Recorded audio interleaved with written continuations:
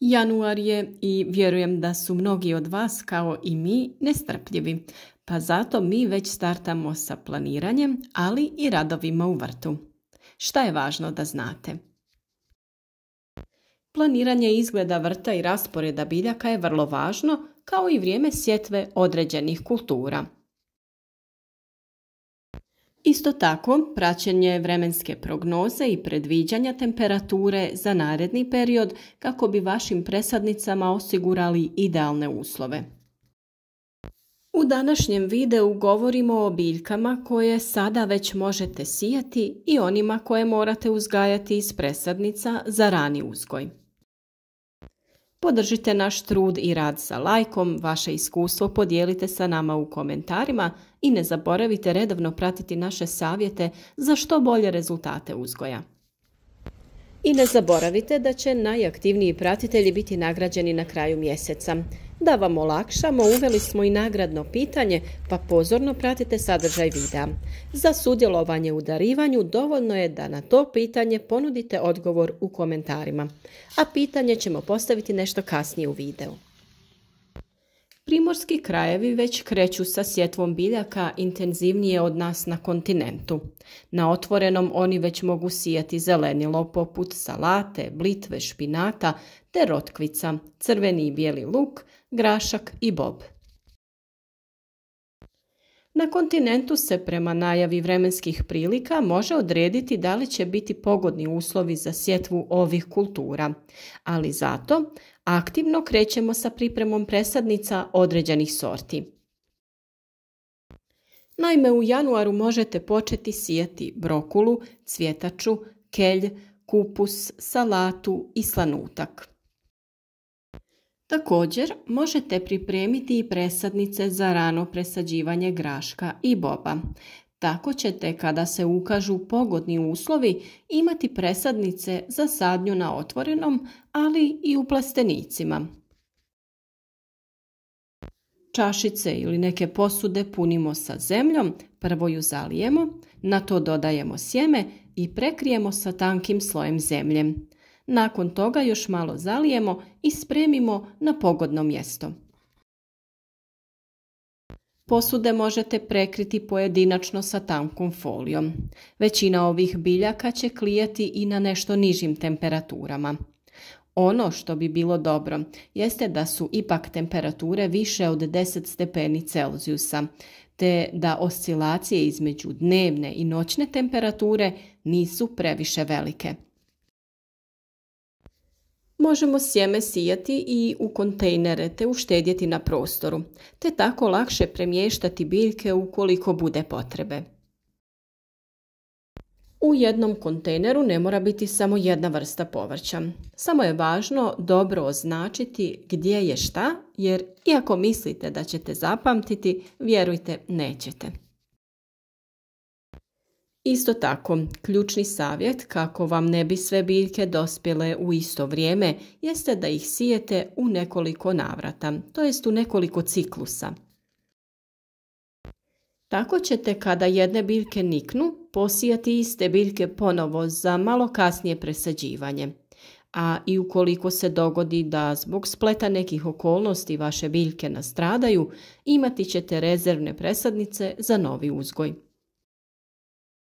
A tu je i problem skladištenja nakon berbe i toga što ne konzumirate uvijek svježe onda ubrane plodove, nego prerađene ili zamrznute. Ovako ćete postupno koristiti sve plodove kako oni dospijevaju. O biljkama koje podnose nešto niže temperature smo već dosta govorili i u decembru i početkom januara.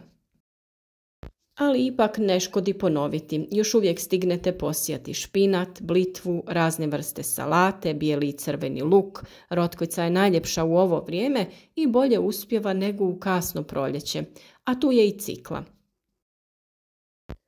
Skoro svo ovo povrće možete presađivati i koristiti ih kao presadnice.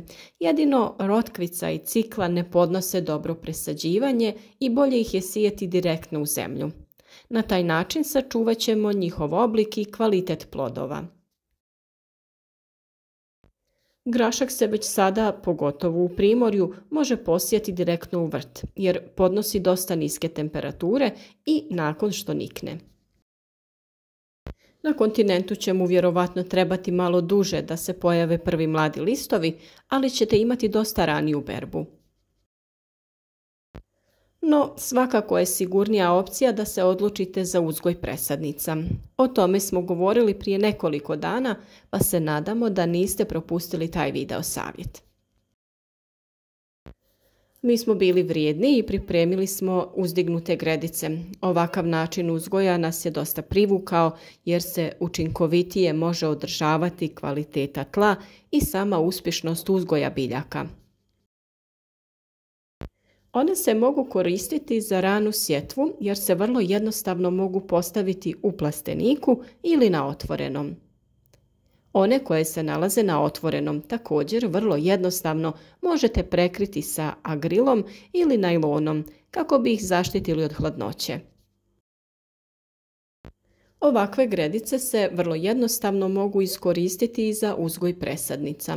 Sve ove biljke koje smo spomenuli možete posijati u te gredice i kasnije presadnice presađivati na neko drugo željeno mjesto.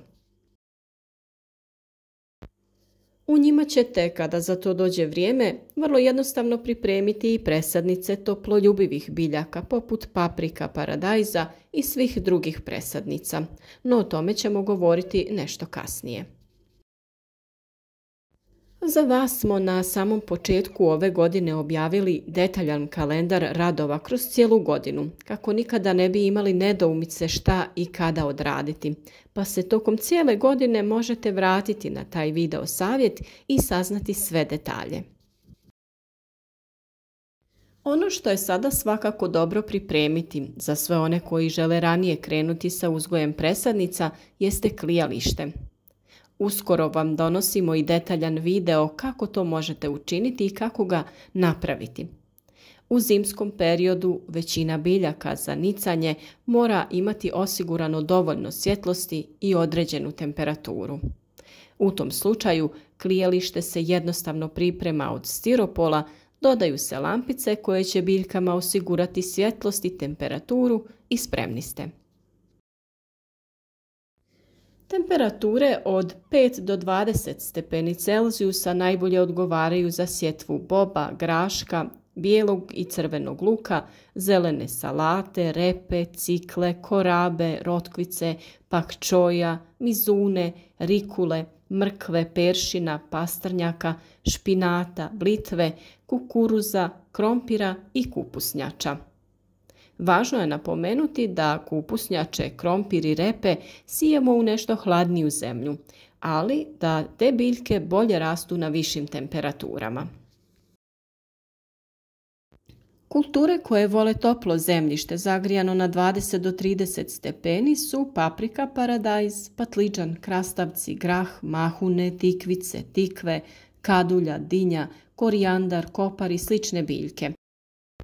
Sa njima ćemo pričekati do početka mjeseca februara, jer i kao presadnice one traže toplotu i vremenske uslove kada više nema prijetnje od mraza. I u njihovom uzgoju odlično će nam poslužiti klijalište koje ćemo napraviti. A sada slobodno krenite sa pripremom presadnica graška, boba, špinata, blitve, salate, cikle, svog onog korijenastog povrća i kupusnjača, kako bi ih imali za rani uzgoj. Također napominjem da je dobro da to budu manje količine kako bi u narednom mjesecu odradili još jedan ciklus za malo kasniju berbu i produžetak uzgojne sezone određenih biljaka. Ukoliko se odlučite za uzgoj batata, vrijeme je i da krenete sa pripremom presadnica. Potrebno je osigurati posudu sa zemljom, prostor sa potrebnom temperaturom i adekvatnom svjetlosti kako bi se lijepo razvijao. Postupak je jednostavan, stavljate batat na zemlju do pola njegove veličine i redovno prskate sa vodom. On će pustiti stabljike koje će razviti korijen i njih ćete koristiti kao presadnice.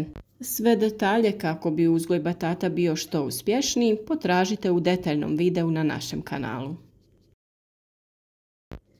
A sada je i vrijeme za pripremu tla u bašti. Dodavanje stajnjaka, humusa, glistinca te prekrivanje malčem osigurati će dobro raspoređivanje hranjiva u tlu kako bi bilo spremno za sjetvu i sadnju presadnica kada za to dođe vrijeme.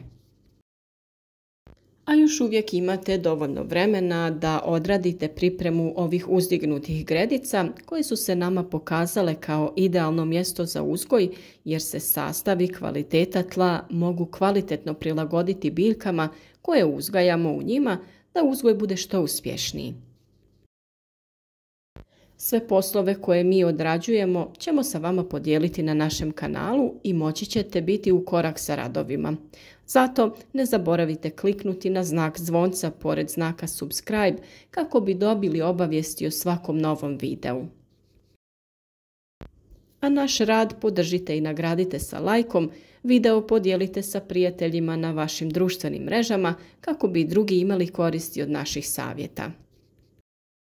Javite nam se i u komentarima i podijelite vaše iskustvo sa ranim uzgojem povrća. Aktivnost u obliku komentara nagraditi ćemo sa poklonima na kraju mjeseca, a kako bi vam dali ideju šta da pišete, tu je naše nagradno pitanje sa početka videa, a ono glasi: koju biljku sada možemo sijeti direktno u tlo za ranu proljetnu berbu, a možemo je uzgojiti kao presadnicu u zaštićenom prostoru.